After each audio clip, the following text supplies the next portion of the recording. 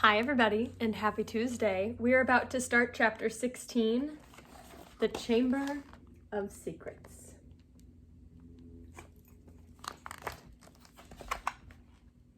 And Nigel's listening too. Maybe he just wants to show you his bum. Chapter 16, The Chamber of Secrets. All those times we were in the bathroom, and she was just 3 toilets away, said Ron bitterly at breakfast next day. And we could have asked her. And now... It had been hard enough trying to look for spiders. Escaping their teachers long enough to sneak into a girl's bathroom, the girl's bathroom, moreover, right next to the scene of the first attack, was going to be almost impossible. But something happened in their first lesson, Transfiguration, which drove the Chamber of Secrets out of their minds for the first time in weeks.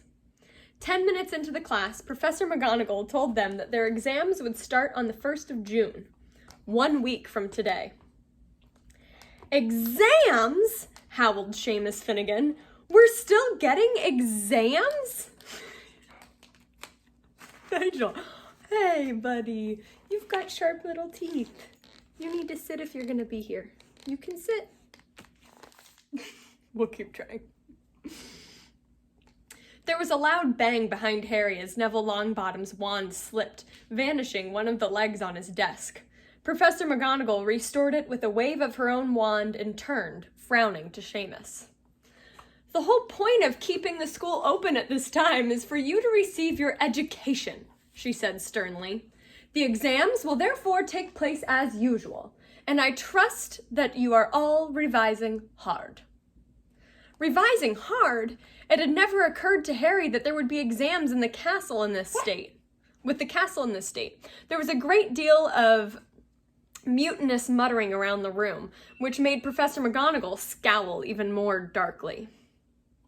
Professor Dumbledore's instructions were to keep the school running as normally as possible, she said, and that, I need to hardly point out, means finding out how much you have learned this year. Harry looked down at the pair of white rabbits he was supposed to be turning into slippers. What had he learned so far this year? He couldn't seem to think of anything that would be useful in an exam. Ron looked as though he'd just been told he had to go and live in the Forbidden Forest. Can you imagine me taking exams with this? He asked Harry, holding up his wand, which had just started whistling loudly. 3 days before their first exam, Professor McGonagall made another announcement at breakfast. I have good news, she said, and the Great Hall, instead of falling silent, erupted. Dumbledore's coming back! Several people yelled joyfully. You've caught the heir of Slytherin! Squealed a girl on the Ravenclaw table. Quidditch matches are back on! Roared Wood excitedly. When the hubbub had subsided, Professor McGonagall said, Professor Sprout has informed me that the mandrakes are ready for cutting at last. Tonight we will be able to revive those people who have been petrified. I need hardly remind you that one of them may well be able to tell us who, or what, attacked them. I am hopeful that this dreadful year will end with our catching the culprit. Nigel, you're gonna have to be excused from this book reading. It's a privilege for him to be here, you know. And he's not using his powers responsibly. There was an explosion of cheering. Harry looked over at the Slytherin table and wasn't at all surprised to see that Draco Malfoy hadn't joined in. Ron, however, was looking happier than he'd looked in days. It won't matter that we've never asked Myrtle then, he said to Harry. Hermione will probably have the answers when they wake her up. Mind you, she'll go mad when she finds out we've got exams in 3 days. She hasn't revised. It might be kinder to leave her where she is until they're over. Just then, Ginny Weasley came over and sat down next to Ron. She looked tense and nervous, and Harry noticed that her hands were twisting in her lap. What's up? Said Ron, helping himself to more porridge. Ginny didn't say anything, but glanced up and down the Gryffindor table with a scared look on her face that reminded Harry of someone, though he couldn't think who. Spit it out, said Ron, watching her. Harry suddenly realized who Ginny looked like. She was rocking backwards and forwards slightly in her chair, exactly like Dobby did when he was teetering on the edge of revealing a piece of forbidden information. "I've got to tell you something," Ginny mumbled, carefully not looking at Harry. "What is it?" said Harry. Ginny looked as though she couldn't find the right words. "What?" said Ron. Ginny opened her mouth, but no sound came out. Harry leaned forward and spoke quietly so that only Ginny and Ron could hear him. "Is it something about the Chamber of Secrets? Have you seen something? Someone acting oddly?" Ginny drew a deep breath, and at that precise moment, Percy Weasley appeared, looking tired and wan. Wan? "If you've finished eating, I'll take that seat, Ginny. I'm starving. I've only just come off patrol duty." Ginny jumped up as though her chair had just been electrified, gave Percy a fleeting, frightened look, and scampered away. Scarpered. Percy sat down and grabbed a mug from the center of the table. "Percy," Ron said angrily, "she was just about to tell us something important." Halfway through a gulp of tea, Percy choked. "What sort of thing?"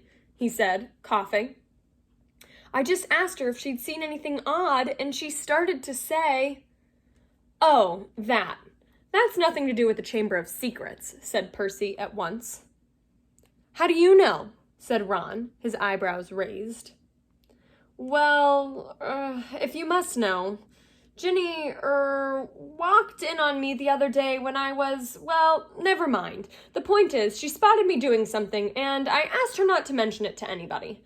I must say, I think she'd keep her word. It's nothing, really. I'd just rather—" Harry had never seen Percy look so uncomfortable. "What were you doing, Percy?" said Ron. "Go on, tell us." Percy didn't smile back. "Pass me those rolls, Harry. I'm starving."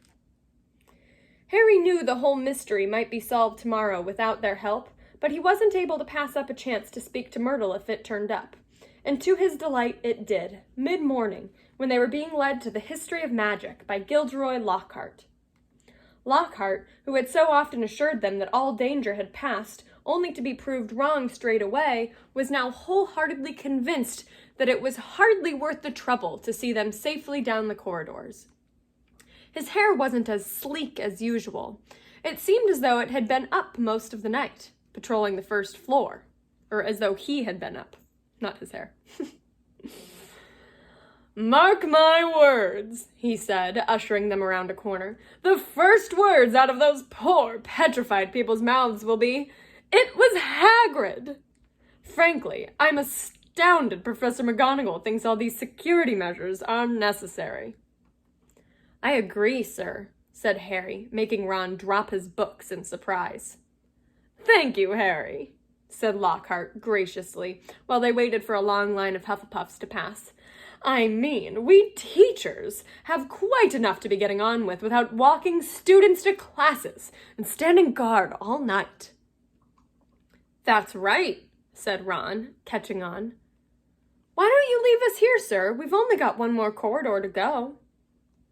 "You know, Weasley, I think I will," said Lockhart. "I really should go and prepare for my next class." And he hurried off. Prepare his class, Ron sneered after him. Gone to curl his hair, more like it. They let the rest of the Gryffindors draw ahead of them, then darted down a side passage and hurried off towards Moaning Myrtle's bathroom. But just as they were congratulating each other on their brilliant scheme— "Potter! Weasley! What are you doing?" It was Professor McGonagall, and her mouth was the thinnest of thin lines. We were, Ron stammered. "We were going to go and see Hermione," said Harry. Ron and Professor McGonagall both looked at him. "We haven't seen her in ages, Professor." Harry went on hurriedly, treading on Ron's foot. "And we thought we'd sneak into the hospital wing, and tell her the mandrakes are nearly ready and not to worry." Professor McGonagall was still staring at him, and for a moment, Harry thought she was going to explode. But when she spoke, it was a strangely croaky voice. Okay, we're going to have to pause here because we're over our 10 minutes. I will see you tomorrow on Wednesday. Have a great day.